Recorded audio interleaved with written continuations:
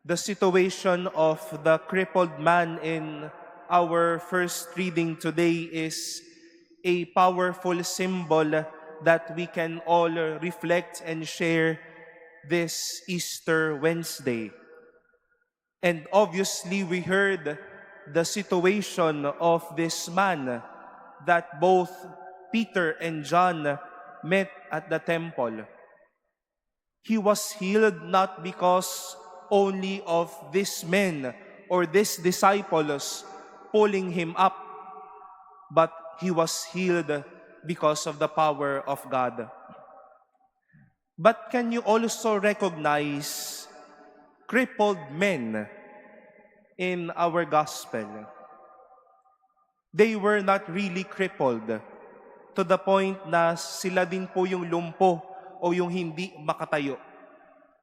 Pero yung mga lalaking ito, yung mga disipulong ito, ay nakakatayo nga, pero lumpo ang puso at lumpo ang pananampalataya.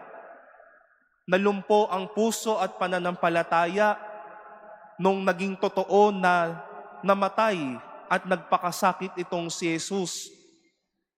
Nalumpo ang puso dahil nalungkot sila sa pagkawala ng taong ito. Nalumpo rin sila dahil parang nasabi nila, fake news din naman pala tong taong ito. 3 araw nang nakalipas, hindi pa nabubuhay. And who would dare to be happy if that person who is trying to promise you that on the 3rd day I will rise again is the same person who is still missing? But then, it was that person who is walking with you. Last night, I was with a brother priest for our usual Easter gathering. When we parted ways, he sent me this message. After chit-chatting about the events and the kaganapans and the pagod of the Holy Week, he ended our conversation by telling me, "Tara, kilos na ulit." I think this made the crippled man in our first reading and the disciples rose after this sickness. Jesus holding them up and telling them, kilos na ulit. Not to impose you or to say to you na you've stopped working and then now continue moving. No. But to move again because I am here. Kikilos ka ulit dahil kasama mo na ako. The disease and the death of Jesus made these men crippled. But the disease didn't have the last say, nor the death. Jesus did. Ayaw niyang manatiling lumpo ang mga ito. And He wanted them to rise and be well again.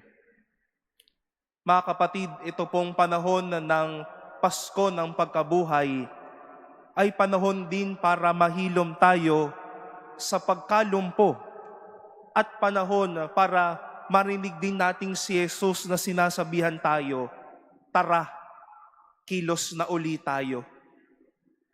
Easter is no time to remain crippled, but it is also a time to rise up. Panahon po ito para hindi natin marinig na tapos na, pero panahon na sabihan ang bawat isa, kumilos na uli tayo. My dear friends, sadness, problems, and pains, and maybe crosses may have crippled you. But let there be apostles like Peter and John, and many faces of Jesus today, who will say to us, stand up, kilos na muli, wag nang malungkot, may bagong araw pong naghihintay.